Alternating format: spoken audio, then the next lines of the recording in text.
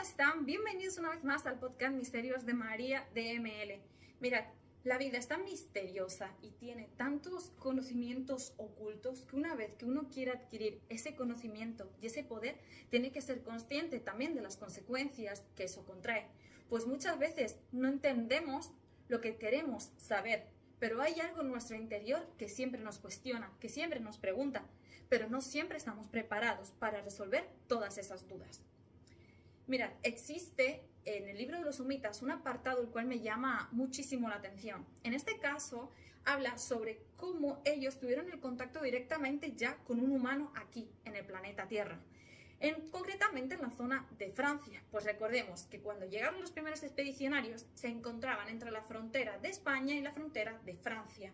En estas zonas montañosas, las cuales le protegían y cubrían de cualquier enemigo humano.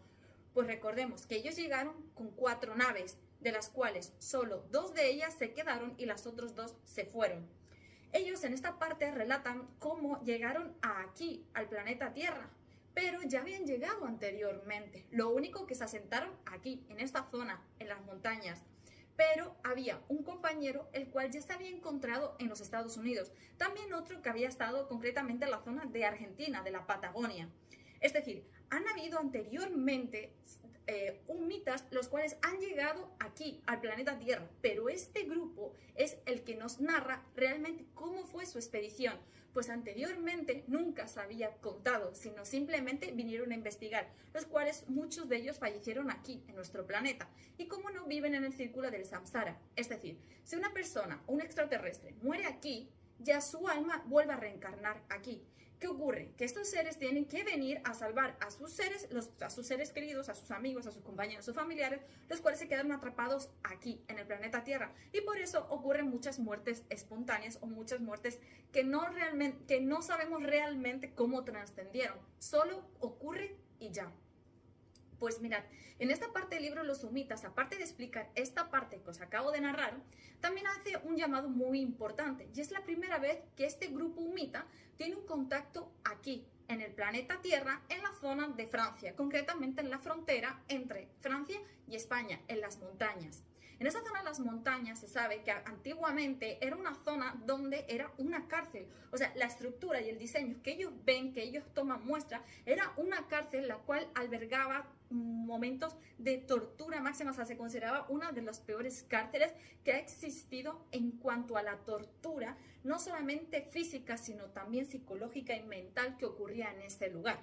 Algo que los expedicionarios, en este caso los sumitas, pues no tenían ni conocimiento alguno. Cuando ellos llegan, el primer toma de contacto que tienen es sumamente importante con el suelo, de lo cual recaudan muestras tanto de plantas como del suelo y crean de hecho una nave subterránea, las cuales le protegen de posibles ataques del humano, del propio humano, es decir, de nosotros al llegar allí y averiguar o saber de que han habido luces en el cielo o de que algún ataque se pudiera ocasionar y dar. Una vez que pasan varios días, ellos ya deciden ir a la superficie, los cuales usan un spray, pero un spray muy similar al que ya habíamos nombrado anteriormente, pero este spray tiene la capacidad de cambiar de color. Esto le ayuda a ellos a camuflarse. Por eso en muchas ocasiones hemos podido saber de que de repente hay un ser y de repente ya no está. O que de repente nos percatamos de que vemos algo entre los árboles, pero resulta de que cuando volvemos a mirar ya no existe. Es por el poder del camuflaje que tiene este tipo de material el cual usan ellos en su cuerpo. Y es este el material el cual usaron en el momento en el que tuvieron el contacto por primera vez con un niño en la zona de Francia, en la frontera. Ellos encontraron un grupo de 3 expedicionarios, ya tuvieron el permiso para poder ir y averiguar, pues resulta de que en la base pudieron observar de que se encontraban unos animales, unos seres muy extraños con una cornamenta, algo que a ellos personalmente les llamó mucho la atención y quisieron averiguar de dónde eran, quiénes eran, pues en su planeta estos animales como tal no existen. Pues ellos deciden ir con ese camuflaje, el cual les protege pecho, espalda y las piernas y las manos. En el primer contacto que ellos tienen con la naturaleza, observan de lo que hay son vacas y cabras. Y a lo lejos observan cómo de repente un niño surge de una piedra. Algo que a ellos les llamó sumamente la atención, porque no entendían de dónde había salido ese niño. Pero ese niño, por lo que explica, se encontraba recostado en la hierba mientras cuidaba el ganado de su papá. pues recordemos que se encuentra en una zona sumamente de montaña, de hierba, de pasto, y normalmente esas zonas suelen ser utilizadas para el cultivo y para la ganadería como tal. Pues resulta de que este niño con la edad de 11 años tiene el primer contacto visual con ellos, los cuales él se percata y piensa que son turistas, que son extranjeros, que han llegado, pero jamás pensó en ningún momento, y hasta el día de hoy se ha narrado de que ni el niño sabía que ellos eran extraterrestres como tal y que venían del planeta Humo. El niño se pone así la mano, pues el sol a las espaldas de los humitas no les permite observar bien los tres hombres que ahí se encuentran parados frente a él, pero él no tiene miedo, él simplemente los observa y se lleva a su ganado. El niño cuentan de que él no comentó nunca nada a su padre, nunca cuenta nada ni a sus padres ni a ningún ser querido, por miedo a que el padre pues le pudiera decir que es un peligro, que él vaya a tener contacto con ellos o que tuviera un acercamiento directamente con ellos, pues no sabían quiénes eran. Pasan 3 días y tras ese contacto ellos prefieren refugiarse por miedo a lo que pudiera suceder tras ese primer contacto con ese niño. Ese niño cambia la historia por completo de los humitas, pues fue el primer humano el cual establece un contacto visual, físico, inclusive es el que le enseña verbos, les enseña palabras, vocabulario y cómo les enseña. Después de 3 días, tras haber estado bajo tierra, ellos se percatan de que no hay mucho movimiento, que pasan 2 hombres por el campo pasando, pero muy a lo lejos, cerca de donde habían encontrado al niño. A lo que deciden, pues, ir los 3 a inspeccionar de nuevo la zona y a ver si se encuentran de nuevo al niño y tener un contacto con él.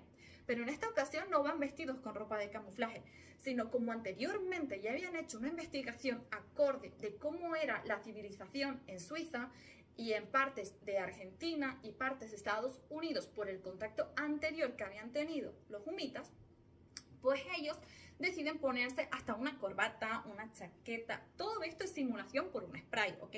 Y por un material que ellos tienen, el cual pues les ayuda a que puedan formar su estructura física acorde a cómo se suponía que vivían ellos allí.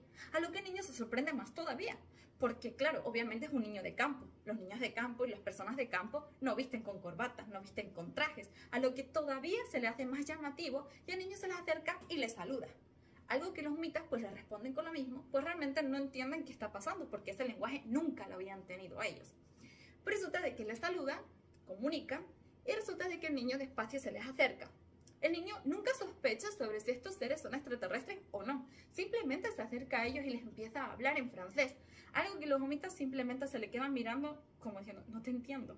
Pero el niño pues es captado a través de sus ojos y a través de sus oídos, de los humitas, los cuales tienen unos aparatos en ambos, tanto en la vista como en los oídos, que les permite a los que están bajo tierra captar el mensaje y traducirlo a la lengua de ellos, de los humitas. O sea, imaginad ya la tecnología que se tenía en 1966.